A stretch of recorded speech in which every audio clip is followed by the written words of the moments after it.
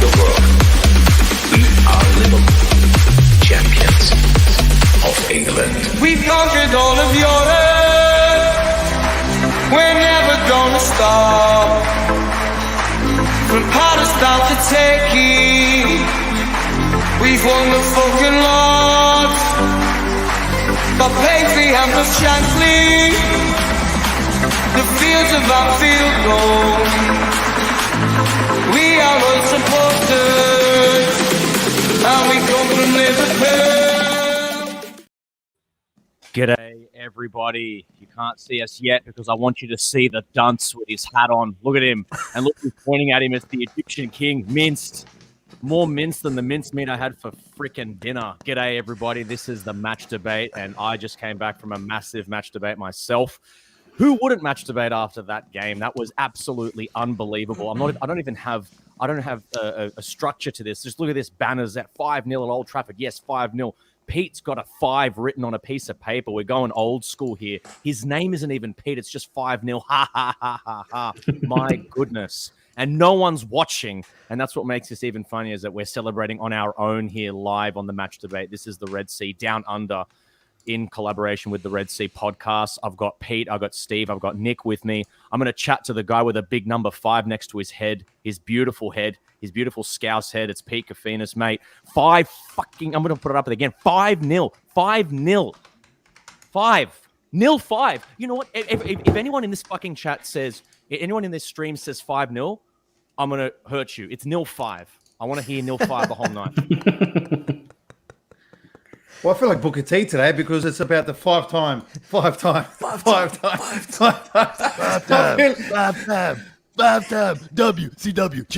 champion.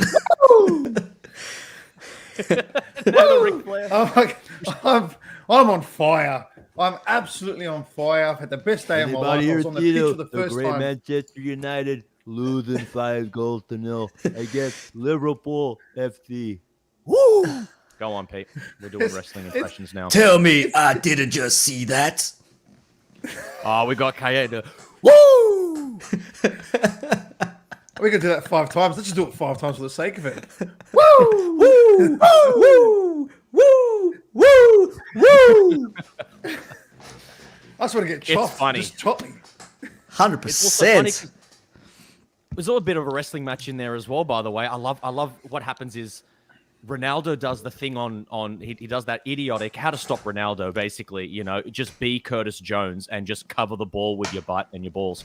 And you might just get him a little bit ticked off. And then Jones pushes him, Jones pushes Ronaldo. And then Fernandes comes in and pushes Jones. And then Van Dijk. He pushes Van Dijk out the way. He pushes Van Dijk. And then Kanate comes up like the Bash brother, like the two, like in the Mighty Ducks, and just bashes him out of the way. I loved it. I loved like every Harlem second Heat, of brother. Yeah, but how about Curtis Jones, a 20-year-old, coming in, in a difficult period of the match and absolutely rattling Ronaldo like that? Like, it was just beautiful. Absolutely beautiful. And he gets up and gets in his face as well after. That's why I love a bit of Curtis. Just get that scales little, just a mongrel. I love it. I absolutely loved it. And then when Van Dijk just goes a boof like that off his shoulders and Ronaldo goes, it's not my makeup. And it's just fucking sitting there. Oh, it was beautiful. I just did my eyebrows. Don't touch me. Fuck idiot. Don't touch Fuck my you. hair. I have Fuck you. cocoa butter in my hair. I felt good before kickoff. Now I feel like shit. Why I come back to Old Trafford? Oh, it's so good. I love how Ronaldo's turned Russian. It's happening. I was going to say, where's he from? I don't know, man. Whatever. It's incredible, Steve. I mean, you always sound calm to us. You always sound calm, and you're probably just going to say stuff that is going to be full of energy and full of passion. But maybe you can be a voice of calm. I don't know. I just want to hear what you think about the game. What is it? 0-5. I think that's what the score was. We'll stick with that. 0-5. I'll tell you what. It just makes getting up at 1:30 in the morning or 2:30 in the morning for you Sydney folk just makes it all the much more bearable. I don't care that I'm tired all day at work because all I keep thinking back to is just I spent most of the game just laughing at Man United at every opportunity. It don't get better than that for me. Doesn't get better than that. Now, Nico, I want to hear from you, man, because I'm not sure what your process was for watching the game this morning. But it's I'm just going to add this banner now that makes zero sense. Manchester United 0, 5 for Liverpool. How does it feel? What were you feeling today? Are you tired? What's going on? Because the Aussies, we got to stay up to all hours of the morning. Mate, I knew the game was on, and I'm just going to edit this this thing for you here, and going to make it actually make sense in a way here. There we go. That's now there you go. See now it makes much more sense. Got the number 5 for the F. There you go. Sounds fantastic. Looks fantastic. I was actually tossing up between using something like Scouser's Hit 5 with that, number 5 for the thumbnail, which I made. And I know Pete said, he tagged me and he says, get creative, like Morning in Manchester or something like that. I'm just like, it's a bit cheesy. I'm like, what else can I throw in there? I'm just like, when like you just absolutely run through someone, it's like, oh, he's just minced him. And I just went, oh, hell yeah, I'm going to use that. Like, just minced. There you go. Just minced. Perfect. Say minced. But yeah, minced. And then just say minced once more. Minced. And it just happened to just find the picture of Salah just pointing, and I just like, I need Solskjaer in there. It just happened to fit perfectly. He's like laughing and pointing at him. He's got the dunce and the king, and makes sense, king and the dunce. And anyway, you get the point. But it's very poetic. It's very Shakespearean of you, Nico. It is. I mean, you've got dunce, you've got the king. I mean, it's lovely. Yeah. We've got clear levels. It's a little bit creative. We do have levels, RIP to Avicii. We do have levels indeed. But I didn't actually watch the game. As I said, these 3 a.m. kickoffs are the worst, and you don't know whether to sleep for a bit, wake up, but then if you win, you can't get back to sleep. So I'm like, you know what? I'm not going to risk it. I'm just going to do the sensible thing, go to bed, and hopefully wake up to a good result. Now, stupid me, didn't put the mute on the notifications for the group chat or for the actual game itself. So I woke up at one point and it was 2-0. I thought, oh, let me get out of bed, wash my face, get a glass of water, come back. I saw 2-0. I'm like, okay, everything's looking good. Mute, went back to sleep, woke up in the morning, and I just see, like, as I said, Pete, like, tagging, like, get creative with the thumbnail, 5-0. I couldn't believe it. And then watching the highlights in the morning once I woke up, I'm just like, surely this game couldn't have been as open as I thought it was. But fuck me, it was as open, like, I don't even have a description. Like, I can't even mark Goldbridge this, like, and Goldbridge as well, like watching his reactions. What are you doing? It's 1-0. It's 1-0. I told you. McTominay is shit. I told you. Maguire is shit. Get him off. All the shit that he does. But I watched the highlights. I just couldn't believe how easy it was to get through their midfield and their defense. Like, I actually thought they were going to put up a bit of a fight. There you go. He's actually playing off my phone right now. Oddly enough. Sounds like. I didn't even ask him to play. Just drink the tears. Drink the lovely tears. That's weird. Look, I did not even ask it to play. Just started playing automatically. How freaky is that shit? Oh my god, it's an absolute sign. But this is one thing I just want to bring up, and I want to throw this one here to you, Pete. Look, it's a game with a lot of stuff happened, but I just want to have a moment here where we can all just lick our lips to this one. And this is it. Mo Salah, hat-trick, the first Premier League footballer to score a hat-trick at Manchester United. The one-season wonder himself. He can only do it one season. That's all. Best player in the world right now, according to literally every channel, every radio station, every league. They're asking random people in random leagues, what do you think of Mo Salah? They're asking everyone, what do you think of Mo Salah? Pete, what do you think of Mo Salah? I just need. That's like taking a nice sip of Schweppes lemonade. Let's just dial it down for 5 seconds, and then we're gonna pick it, boom, straight up again. So when the makeup artist signed for them, and he's talking about the king has returned and all that kind of stuff and everything that went on, it was like, okay, that's fine. Today at Old Trafford, there was only one king. It was the Egyptian king. The other piece of crap, the one that can't go into America because, he may be in trouble. There's Mo Salah, the Egyptian king, versus that fraud, the guy who just September Player of the Month. Scores like 3 goals. But if you look at it, in terms of like, because I remember it was Gabby Bonglehor was talking about before the match. Ronaldo's going to show Salah not to enter his house and all that kind of stuff. It was just pumping it up, And it's funny because the way I was looking at it, and I replied to that saying the only thing that Ronaldo did was he almost left with the fans in the 60th minute because he was getting. He tried to get sent off. He left with him. And not only did he allow Salah to come into Old Trafford and turn it into his playground, he made Old Trafford look like one of the pyramids of Giza. Like this is where he belongs. It was just unbelievable that Ronaldo was so non-existent.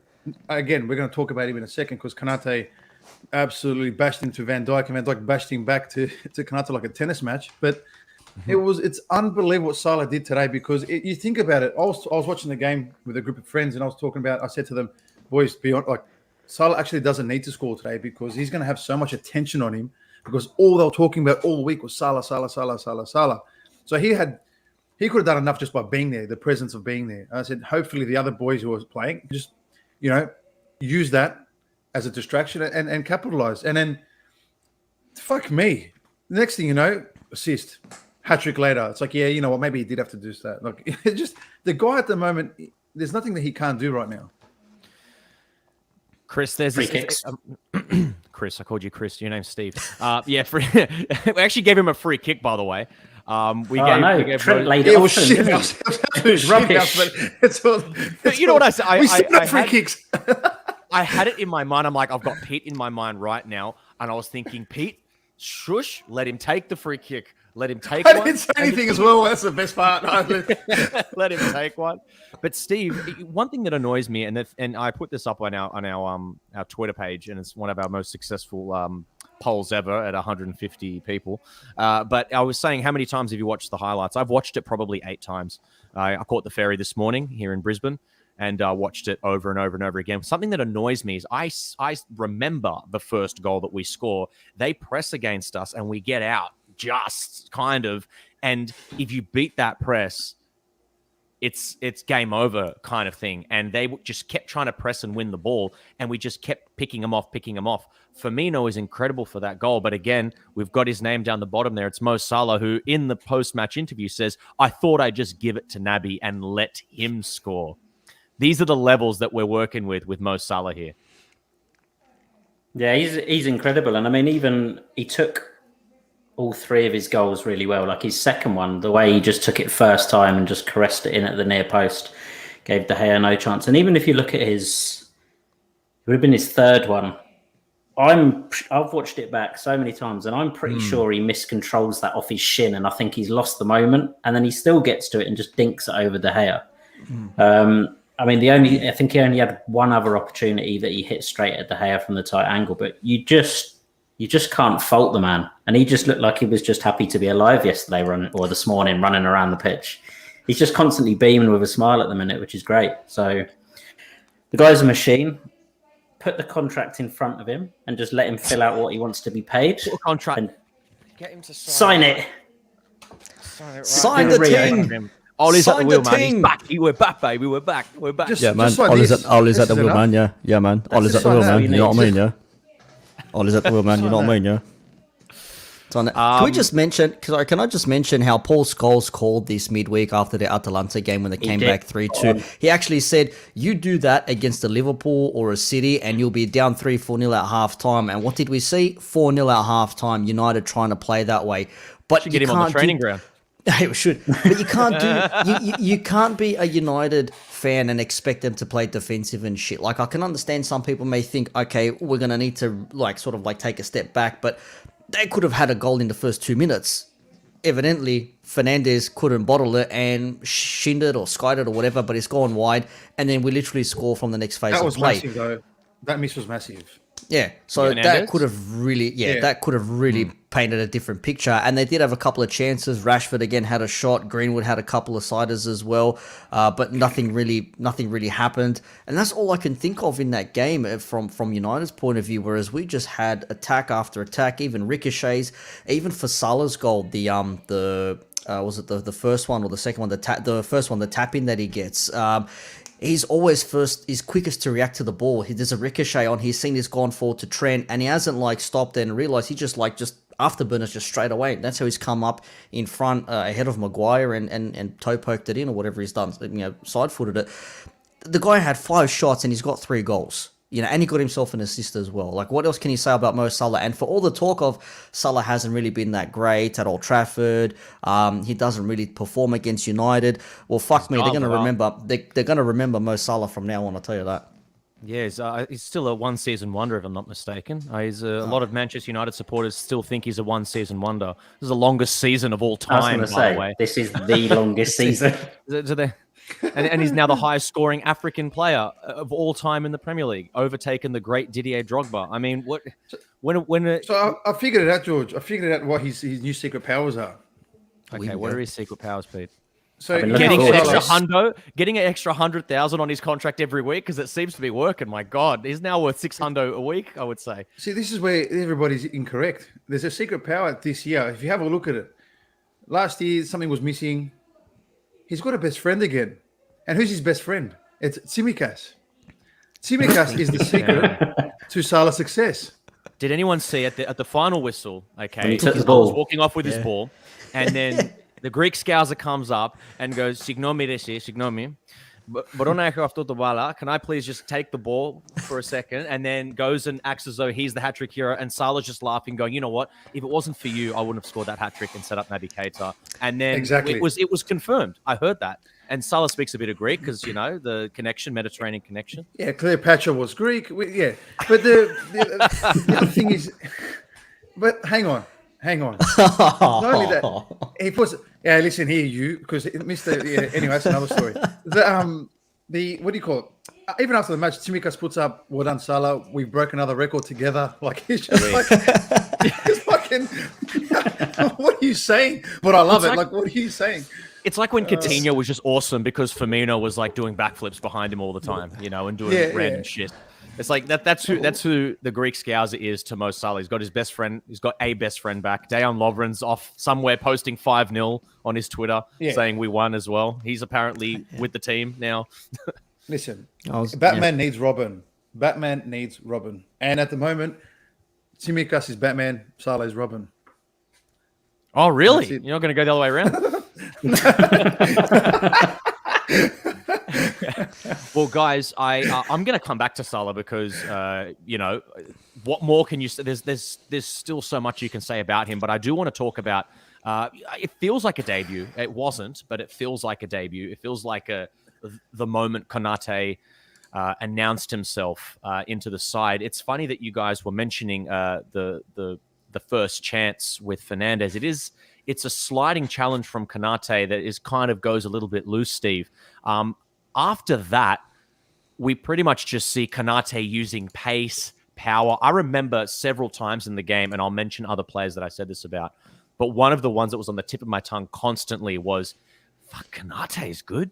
He's just like, he brought the ball out as well, and he tried a splitting through pass. And then the commentators said, "Oh, we've seen Matip do that." Matip runs with it, but I haven't seen Matip do the defense splitting through ball. So if we can add that to our game from our centre backs, yes, please. But Konate, an absolute beast, and another Bash brother we've got at the at centre back here with Van Dijk. Yeah, I mean, like, you got to think teams that are coming up against us. What are their forwards going to be thinking? You're running towards a defence, and you got Van Dijk and Konate standing there. They're absolute monsters, both of them, and like you said, Konate was that first moment with Fernandes possibly was a little bit off the pace or a little bit nervous, but from that moment on, he just exceeded my expectations. I mean, one of the first things I saw, obviously, alarm goes for the kickoff at 1:30. First thing is check the team, and that was the first thing that stood out for me. I was like, what? Why is he playing and not Matip? And then you sort of think, well, Matip's played quite a lot of games recently and needs to be wrapped in cotton wool to keep him going. But from that first couple of minutes onwards, Konate was a beast. There was one moment where Ronaldo literally just ran into him and bounced off him and just fell on the floor. He's a beast. And like you said, if he can do that thing where he's bringing the ball out like Matip, but then play them passes, I think he's going to be such a weapon to have going forward. He's going to be amazing for us for years to come. I think.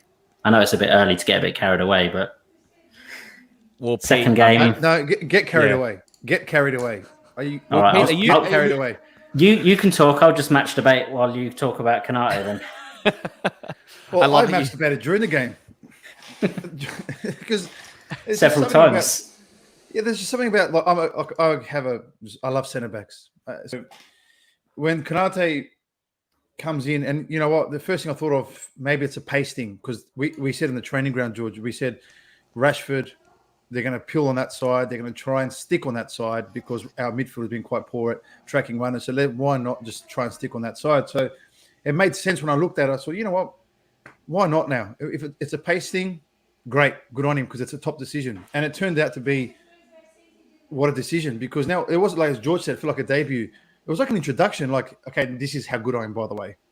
Away at Old Trafford, haven't played in God knows how long, and this is what I'm capable of against arguably the best goal scorer in football history. And the only mistake he kind of did during the whole game was, thank God it was disallowed, by the way, Ronaldo's goal. I think he committed way too early, went down, like he shouldn't have come in all the way. You got it, because obviously Ronaldo's always going to cut in. So Trent was trying to force him one way. He cuts in. That's fine. But Canate shouldn't have come across. But look, again, big deal. It was disallowed. We all know Canate knew he was offside and was just letting him have a little moment. That's the thing. And then Just not to to see mention the disappointment on his face. He's now famous, not for his performance. Him laughing at Fred is why he's famous now. Fred tries to push him. You can see he's like, ah! And he's just like, huh? Get down there, little man. What are you doing, bro? Oh, look. Shit, get out of here. But it's funny. No, look, it's funny. Sorry, Nick. The Canate thing is interesting because with Matip, as good as Lionel Matip has been for us this year, you look at Matip and you go, well, is he the answer now in terms of stopping those midfield runners getting free? Because whilst Matip was there, as unbelievable did on the ball defensively, we kind of were getting hit there in that area. You saw it against Atletico, where he got dragged across. You saw it a couple of times against Brentford. You saw it a few times. And then even the City, he was out of position for City, tried to get in position, hits him and goes in. This is not a thing against Matip, but with Kanate's pace and just physical presence, is he going to be the answer to try and stop that? And we're going to find, only time will find out, but it's an interesting one to look at. Yeah, go on, Nick. No, I was about to say the lineup as well, as Steve said, it was odd because we all thought Matip was, for all accounts, going to play in this game. But normal thing is, maybe he's reached his quota of games in a row, so we need to take a step back and maybe just take the foot off the gas pedal, drop him down a little bit. But he was on the bench. But Canate, he's had 2 games now for Liverpool in the Premier League. One against Palace, clean sheet and a win. One against United, away from home, clean sheet and a win. Partnering Van Dijk in both those games, I think. And it's just nice to know that we've got a defender that we can bring on and he's going to get a job done. And if it's not Canate, it's going to be Gomez, which I thought that might have been more of a shout to play Gomez in this game for his recovery pace and the experience he's got playing with Van Dijk, because you could see that Canate sometimes was a little bit hesitant or maybe just wasn't that sure of himself. But as the game got on, more confidence.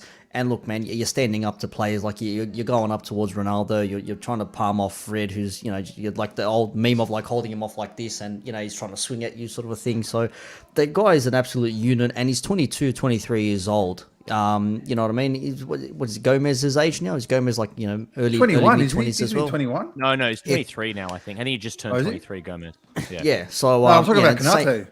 Canate, yeah, I think he's 21, sorry. Yeah, 21 or 22, something like that. He's still young, man. And if you've got someone like that who can come into it, imagine having a centre-back pairing of Canate and Gomez, for the next 3-4 years. Even when Van Dijk, once he gets in his mid-30s and Matip decides that he wants to take up, his retirement as a, as cardboard or as a giraffe or something. As a car just rolls past.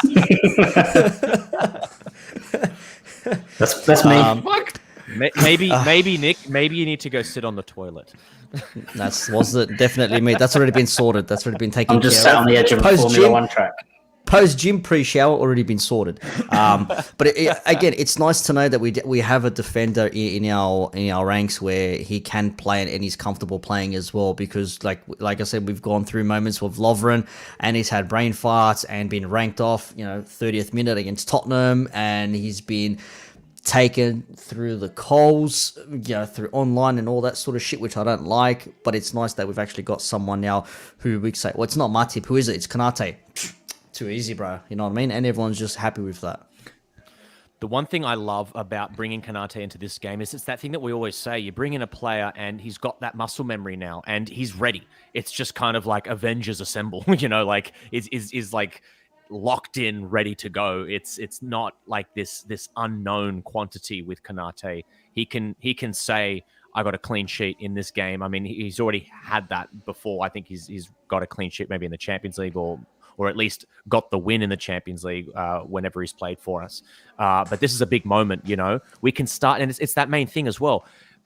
Matip is feeling a bit lethargic, and can we just bring someone else in and achieve the same result? And the answer is a big, emphatic yes. And we get something along the lines of a stone cold stunner and a rock bottom in there because Konate just wants to be WWF old school attitude era. I've got a few players here in my banners that I thought were outstanding, and I mentioned it in our group chats that we have amongst us here at the Red Sea Down Under. But I want to go to you, Steve. Anybody else here in this performance? There's so many to pick out. I think the whole team, even the substitutes, everybody played so well. I want to ask you if there was anybody else that stood out for you and why, because I'm pretty sure I've got them lined up on a banner. Yeah, you'll have this one, and the first one to shout out is Bobby. I think his performance was phenomenal. Like, again, you look at the stats, doesn't score, doesn't get a direct assist in any of the goals, but his movement and his hard work was pulling Maguire all over the place. Lindelof was getting pulled left, right, and centre, and it was leaving like Luke Shaw and Aaron Wan-Bissaka at the back completely exposed. I mean, Harry Maguire just looked like he was like a lost puppy following him around. He just didn't know where to go. So I want to kiss you, Steve. I want to kiss you. You can, mate. Once the borders are open. But no, I mean, just match debate instead. Match debate instead. Okay, we'll calm it down. But no, he was phenomenal, and Firmino's had a lot of stick over the last sort of 12 months. Obviously, he got the hat trick last week. I think his performance this morning was more back to the Firmino that everyone used to rave about, like doing the donkey's work, doing the hard work, all the off the ball work, and he used to get praised for it, and that was right back to that. And I'm sure Pete's got a lot to say on Firmino because he's a small fan. You're Firmino. You can have that one. That's fine. No, the thing is, I mean, I can throw this one at you, Steve, or Pete. You can jump in. It's the. I'm not sure if it's the third goal. It's the one where Jota sets up Mo Salah. Now, Bobby Salah's second one. His second goal where it's that one hit strike just into the bottom. Yeah, that's our fourth goal, just on half time. Yeah, but Firmino's just absolutely unstoppable. They can't get near him. They absolutely, Pete, they cannot get near him. These dancing feet. I mean, Kara called Salah your little dancer. But I'm just going to put it for Bobby Firmino. He loves dancing. He loves a fly kick. He was doing karate. He was doing all sorts. He was doing Wing Chun. He was untouchable. He was a bit Bruce Lee. You know about the Wing Chun. He was untouchable. 1-inch punch, 1-inch kick. He's absolutely everywhere. Doesn't need to look pretty. He completely was. He was just untouchable. I think that's the best way to say it. Untouchable. And he looked exhausted by the time he went off as well. You can see he pretty much ran himself into the ground. Yeah. He was unreal against Atletico midweek as well, by the way. Even defensively, all that stuff. He was everywhere that game as well. But George, we said it in the training ground, not to say that we get it right every week, but so far, not bad. But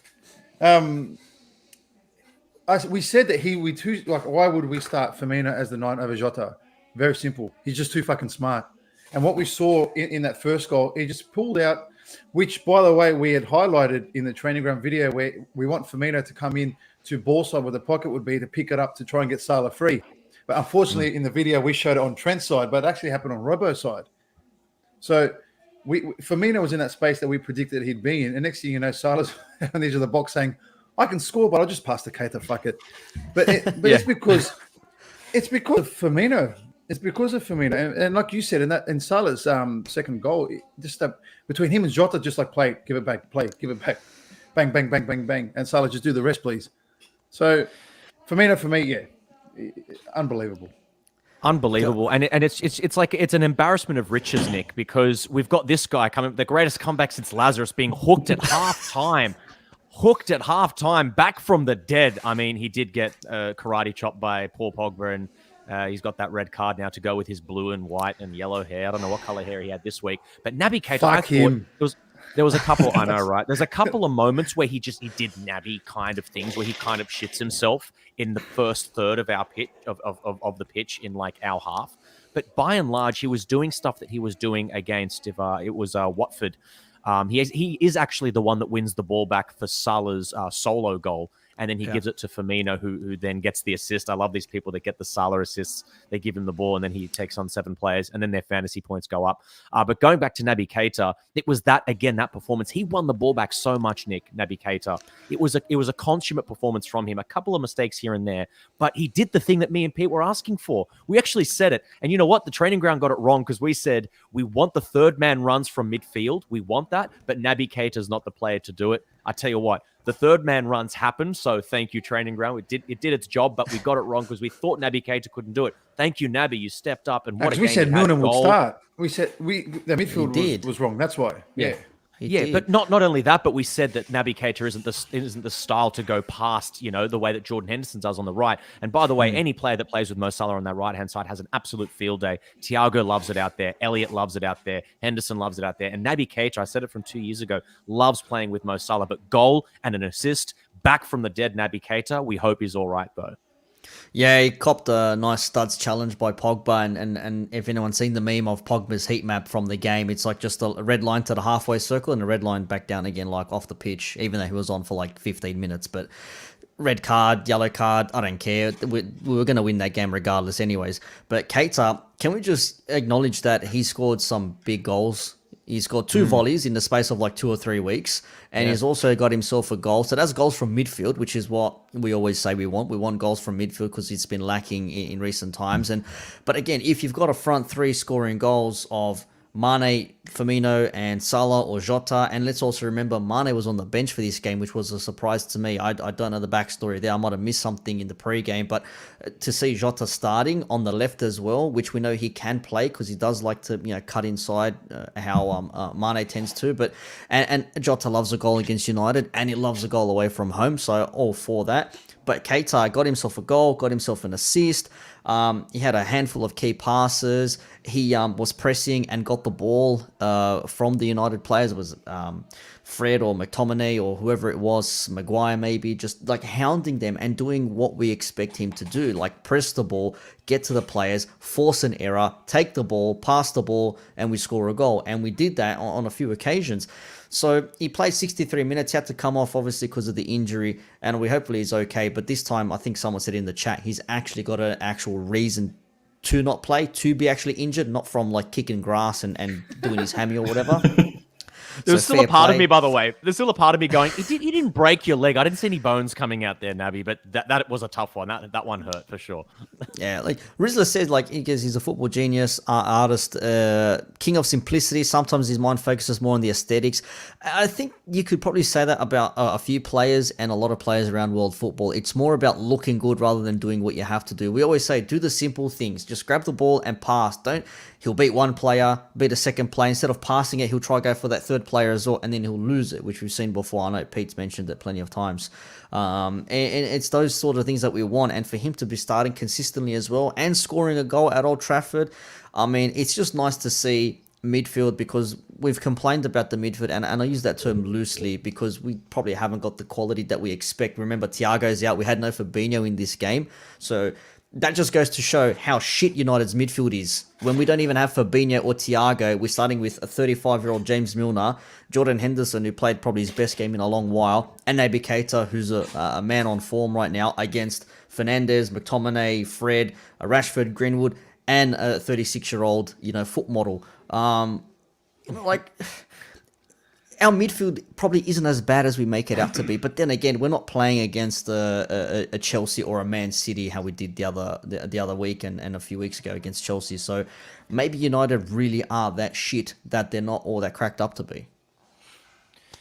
There is this one thing very quickly. I just want to do this very I want to spend more time praising the team, but there is this idea, and I talked about this actually on the Fab Four show, and I say it all the time. It's this idea of if Liverpool try to do they try to take a shortcut, be sure that the fates of football, like the Greek, the mythology of gods, if there's like 12 of them or whatever, sitting there going, what are you doing? We decided we don't need to replace Gini Wijnaldum's games. And slowly, just like we didn't replace Dejan Lovren last season, and the centre-back issue exposed us slowly. We had like 12 midfielders. It's getting less and less as we go on. Pete, does it worry you at all, or are we still in good shape? Look, we'll find out how bad this is. We'll find out how bad this injury is, because I do think that Thiago, is one of the best footballers of modern, generation. But the problem is, at the moment in his Liverpool career, he's turning into like maybe Cater's running off into him. I don't know what's happening, but it's there are too many players that will play no more than 20, 25 games a season. You know what I mean? There's too many of those players at the moment. We need, well, you said Gini Wijnaldum's games. Gini Wijnaldum will play 60 games, flat out. But it's that's the only issue. Look, the good news is, not good news with injuries, but it's almost like another opportunity for Curtis Jones now.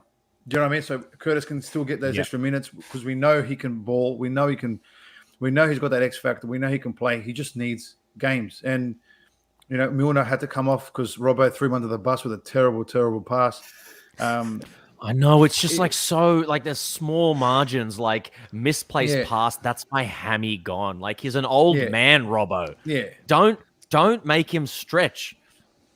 Yeah, but so you got that one. Fabinho knee knock, which was so confusing. Must have been in training. Must have been in training. Yeah. I think Fabinho will be back next week, because if it's just a knee knock, then it's a bruise. If it's a bruise, surely he's back next week. But then again, Klopp does that all the bloody time. I think they basically said they're hopeful that it's not too bad. That's all they've revealed at the minute. But this is a Klopp special. Fabinho. Yeah. It's a Klopp special, right? Klopp said against Thiago, he'll be back by the international break. Is it this one? He never said which international break. Still waiting. Is it this comment? This one is expected to be back in February, probably. I don't know if that's what that comment is insinuating, but yeah, that's what it feels like. It's going to be one of those. Yeah. There's a little situation. It's just an ingrown hair. He'll be fine. And in 2023, he returns. So it's a Klopp special. But yeah, we just don't know. But look, Fabinho is. Don't you know they have laser these days? Why is he still shaving and waxing? There's laser these days, man. Nick took it full reel. He's just like, man, seriously, these ingrown hairs, we can get rid of them. He doesn't have to be out until February. We have the technology. We can use it. I was going to say, Wijnaldum, he ain't doing much at PSG. Would you offer him a loan for the half a season?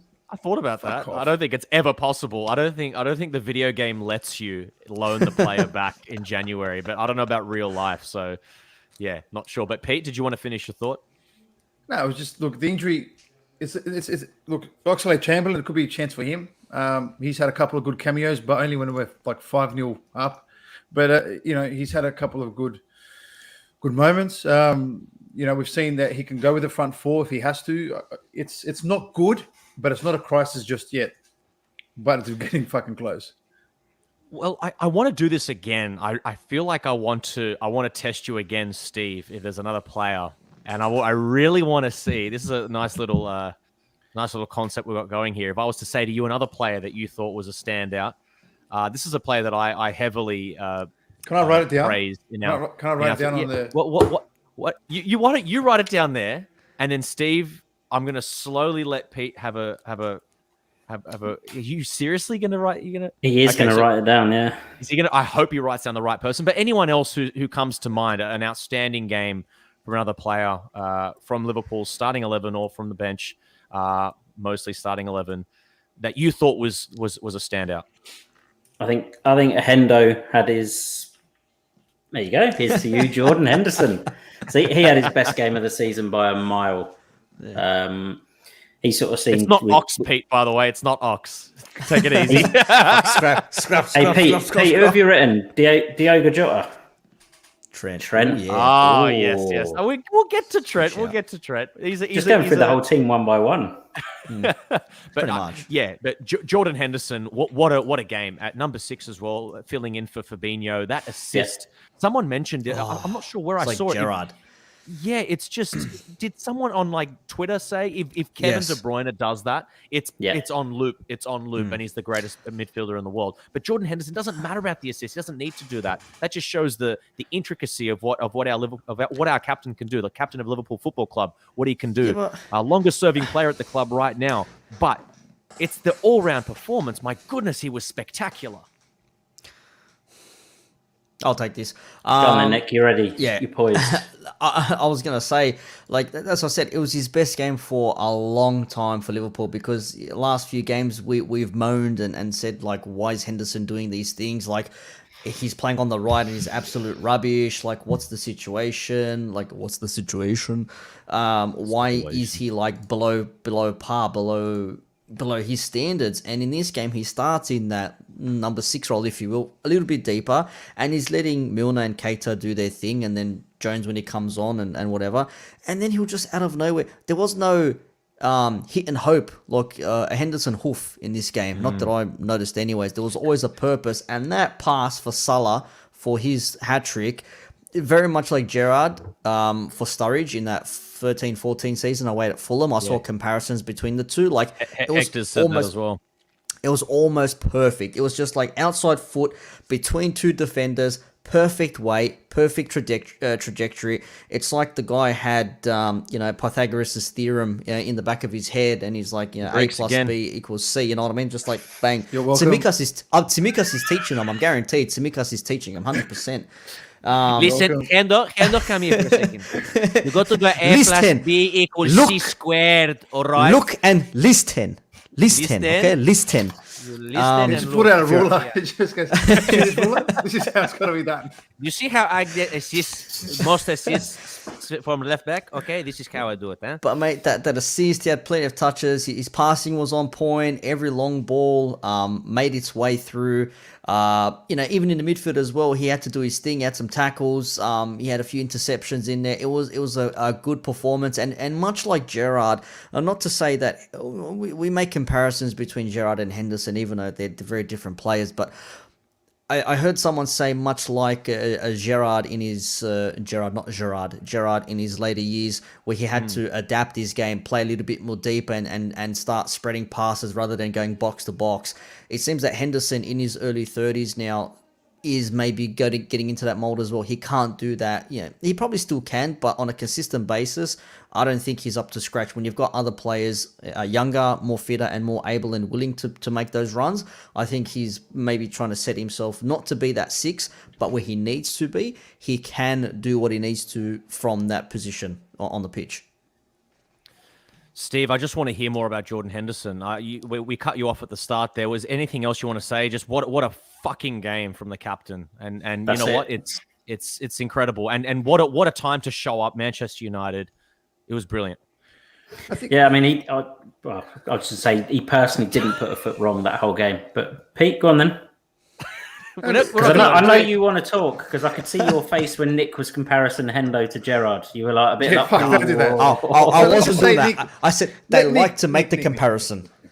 Nick, I like you, Nick. I like you a lot, to be fair. But if you're gonna fucking start doing that, like honestly, pull your head in. But no. I said people like to. I didn't say I'm comparing him.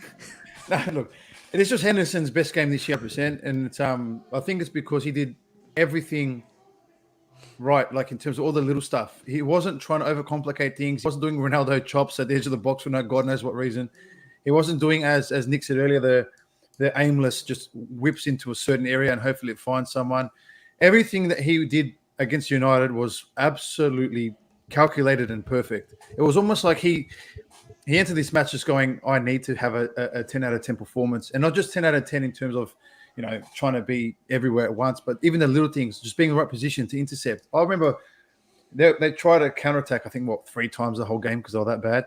But every time I always look for us off the ball. I know a lot of people watch football and they watch the ball and they follow it. I like to just watch off the ball stuff when it comes to us and see how do we look. And every time I'd have a look at our shape, Henderson was always in a fucking unbelievable position. I'm just thinking, we've got a nice number there, we're fine. And it was also the stuff that he did off the ball today, or for us today, was what impressed me more than what he did on the ball. Forget the pass. The pass was lovely. All that kind of stuff. Yep.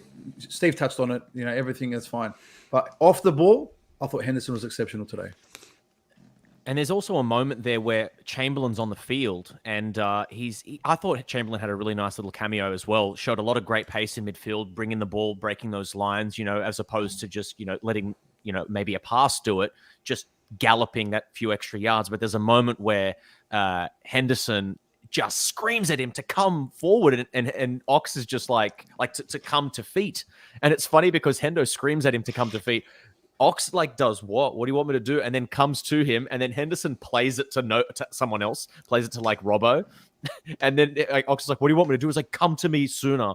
And then he does it the next time. And then I don't think Hendo even passes it to him. But I love that idea that what you were saying, Pete, it's not just what he was doing on the ball, but it's the stuff off the ball. It's very important.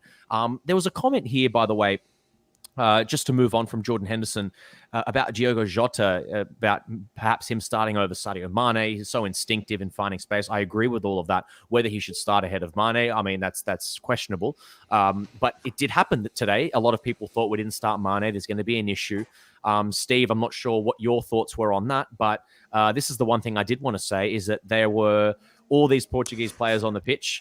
And I tell you what, there's even when you watch Portugal play, They let Bruno Fernandes do whatever the fuck he wants. They let Cristiano Ronaldo do whatever the fuck he wants, takes off his shirt, sues, or whatever the fuck he wants to do. Diogo Jota's out there doing fucking laps for the whole team. And it's just like they pile on the yards and the presses just for him. And he still manages to find a way to score an assist. And he gets absolutely no fucking love from that team. Diogo Jota, the best Portuguese player on the pitch today. 100%. Yeah.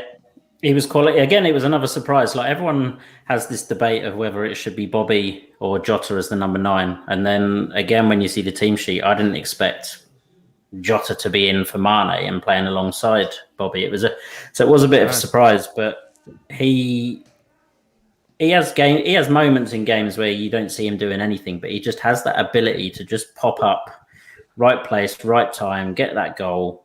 As we saw with the goal this morning, that just sums him up. He wasn't electric the whole game, but when he needed to be, he was there. He was getting involved, and he was just being a pain in the ass to their defence. So he was another one. I was impressed with him. Like I say, very surprised to see him in the starting lineup instead of Mane initially, but it was justified in the end, and it gave Mane a nice little rest, which is good.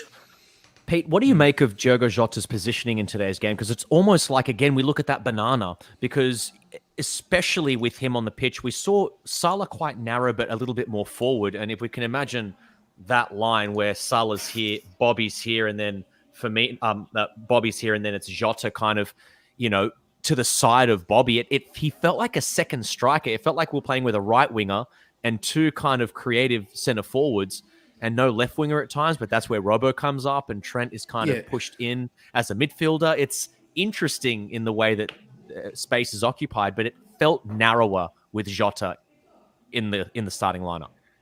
Well, I'll start here first. So I've got to ask the question during the match, why do you think Jota started over Mane? I actually just think it's fatigue. I think you saw against Atletico, I thought Mane kind of looked off his, like literally at the empty side of his tank. But then I thought, I reckon he started Jota to go to exactly what you're talking about, George, in terms of, I thought tactically, Jota is very disciplined.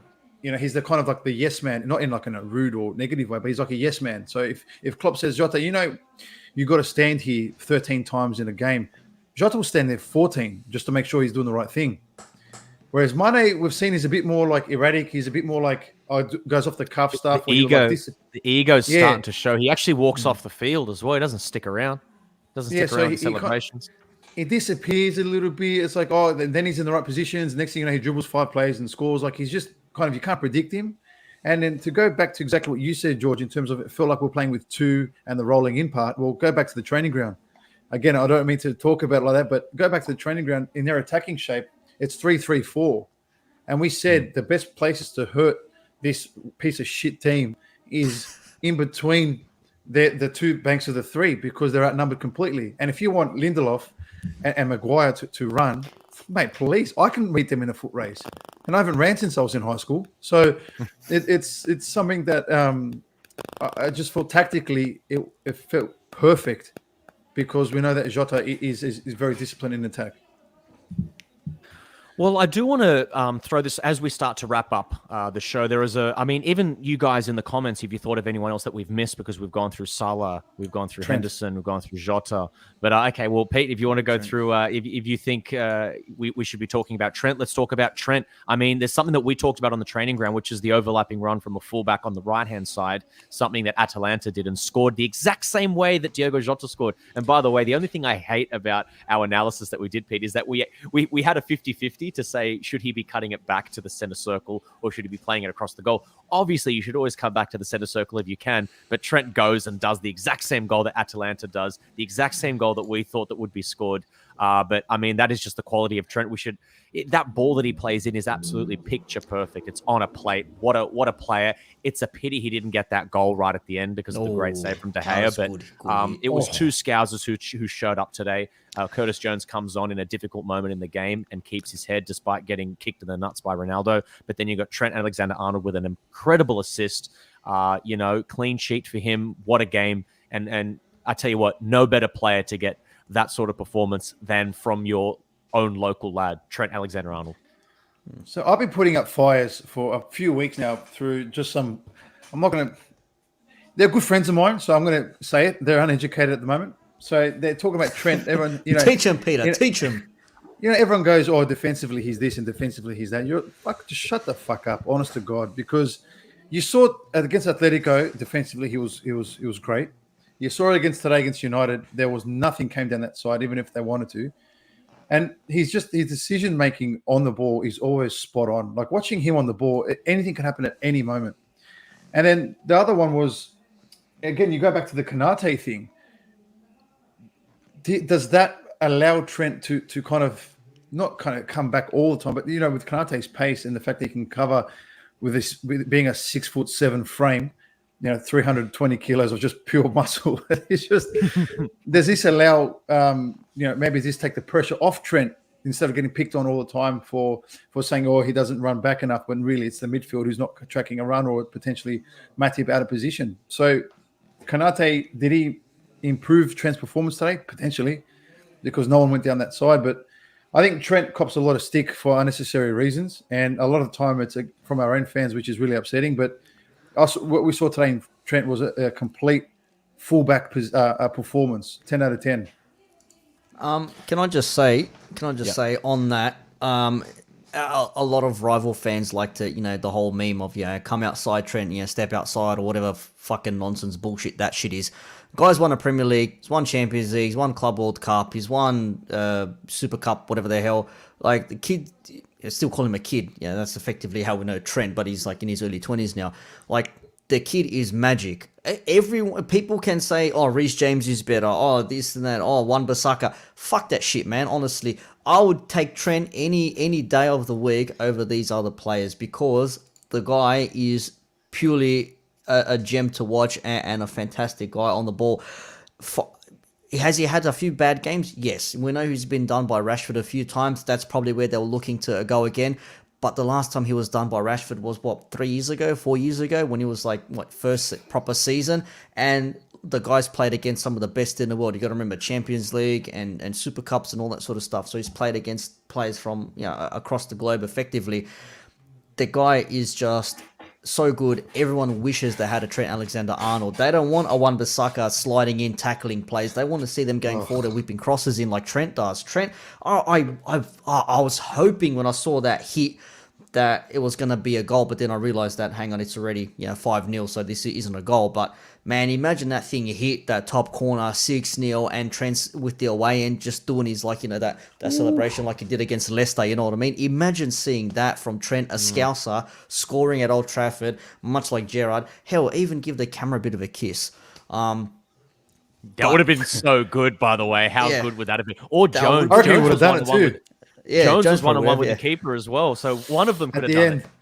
it. That would have been nice to see Scousers owning it at Old Trafford, and shout out to the fans that stuck around for the full time for that shit, just to boo the rest of the supporters and Ole, Norwegian Golem and whatever else he's going to be known as. But I couldn't believe the result this morning, to sum it up. But Trent, for all the stick he gets, he's just too damn good. Everyone raves about him, and even with the whole being taken out from the Euro squad, not being selected, and then coming back strong this season, fuck, he's too good, man. Too good. Well, I'm trying to find emojis to do in text form, but the last thing I want to talk about as we really start to wrap this out, they're the only two I could get in time because Nick wrapped up right when I was trying to find the third one. But that is this. It was weird. Pete and I talked about this in the training ground. We also talked about this on the Fab Four. You kind of wanted us to smack them because this is funny and it's incredible and it's Liverpool and you want records to be broken. But part of you wants us to hold back, Steve, because we don't want this man fired. I don't know. Which one do you take? Would you rather Ollie stay in or us win this 5-0 and he gets the sack? I mean, now that we're in La La Land, we're absolutely in dreamland. I don't know, but do you expect him to get the sack? I think he's not good enough for them. We know that, and he's got to go. But then who do you bring in? I mean, at half time when we were 4-0 up, I half-heartedly joked in our group message saying, I don't want to score too many more because I want to make sure Solskjaer's in a job for longer, because the longer he's there, the better it is for us. But at the same time, that was we humiliated them in their home turf 5-0. We could have made that so much worse as well. I mean, for the last half an hour, we just played possession football. We didn't really push it. If we'd have really gone for the jugular, we could have easily put 7, 8. And by the way, how funny was that clip where they showed that one of Ferguson and then immediately cut to Dalglish just laughing? There you go. That was like the best 15 seconds of footage that didn't involve the actual game. I preferred that than the match. I think Kenny Dalglish was just doing what all of us were thinking. Watching Fergie melt into his seat and going and shaking with a whiskey nose fucking reject. Like a balloon. You know the balloons when the lips go... Yeah. Nothing made me happier. And I just got up and that in Leonardo DiCaprio scene in The Wolf of Wall Street, he just stands with his arms out like that. Yeah. That was me when I saw that part there. I thought, you know what? Fuck you, you piece of shit. You tormented our lives for so long. Eat this. These memes are brilliant. Ref, can we have a new ball? What's wrong? It's the one you have Liverpool playing with it. Just couldn't get the ball off him, man. It was too damn good. Well, I mean, the sentiment we want here is that obviously, we don't want this guy to leave. Keep him there forever. It forever. Could be that. I love this. We had a comment here from Robbo. Put it on the table. Let him put the numbers down. Ollie's at the wheel. Love it. Love it. Ollie's at the wheel, man. Yeah, man. Ollie's at the wheel, man. Yeah. Well, guys, I feel like sharing my screen now because I wanted to show the fixtures that come up. Maybe Nick can even do that for us. But it's been an incredible run for Liverpool, in the last few weeks. And look, there is the draw against Brentford, but it's funny. Draw against Man City, draw against Brentford, but it kind of, when you go through a chunk of games, I mean, very, very quickly, I mean, would you guys, Pete, for example, I mean, would you prefer the situation we're in now rather than go back and try it all again to try and get that draw off Brentford? I mean, would you say that this is a good situation that Liverpool are in right now, top of the table in the Champions League after having beaten Atletico Madrid? We've disposed of United 5-0. Salah's the best player in the world. I mean, yeah, we've dropped a couple of points here and there, but we're second in the league. a point behind Chelsea. We've got one over on Man City in terms of, for and against and also points. It's a great position, isn't it? Well, I don't think any of us would have thought we'd be in this position at the start of the season. So, yes, you have to be very grateful for what's happening right now at this club. You've got to be very grateful for where we are. You've got to be grateful for our manager. You've got to be grateful for this squad we have. Look, the only blemish... Look at the colours. Look at the colours there, Pete. Yeah. Look at that green. 20-something games unbeaten, whatever it is. But, look, the only blemish is that Brentford game, and so many things went wrong in that Brentford game, and it's funny since that, like, they've lost to almost everybody since that game. It's like, fucking really? Like, it's like you do that to get, and then but like that was the blemish. I mean, City and Chelsea. What are you going to say? All right, yes, Chelsea 10-man, the City thing, but get like a big deal. You accept those ones. It's that Brentford one is the only blemish. That one hurts, and at the moment it is hurting the position on the table because we should be first considering how good we've played. But at the end of the day, fuck, how can you complain? How can you complain? Yeah, I know. It looks great. And, again, I said we would come back to Salah right at the end there. Just fucking oath. What a fucking player he is. And just want to echo the sentiments there from Kayed. Well, guys, unless there's other things that you want to say. I mean, Pete, I feel like you're saying a lot there with your name, 5-0. Ha, ha, ha, ha. Let's just all take and everyone in the comments, just give a big laugh. Give us a big laugh. Give us a big ha, ha, ha. Just really let's just revel in this moment. It's Manchester United 0, Liverpool 5. It's absolutely. Nick, are you doing something sneaky? What are you going to do? I'm looking for something.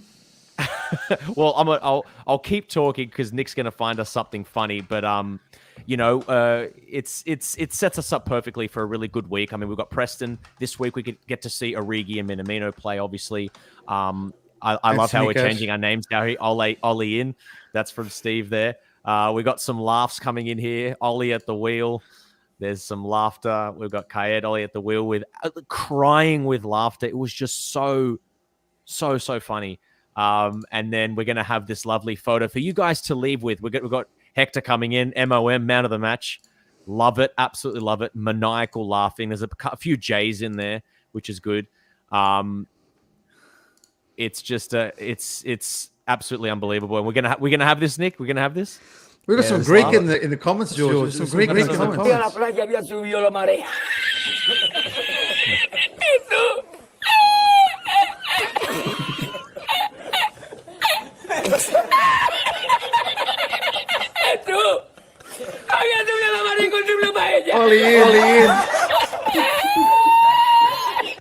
That needs a meme. And they're gonna and they want Ollie in. Steve, someone do something. That needs to be done. We've given everyone that idea. Let's do it right now, man. Come on. Press play. Oh. We can just keep telling him. Oh, man, it's been absolutely incredible. It's been Manchester United 0, Liverpool 5. It's been really great to see everybody here in the comments. I tell you what, we forgot to say, we forgot to do some what do you call it?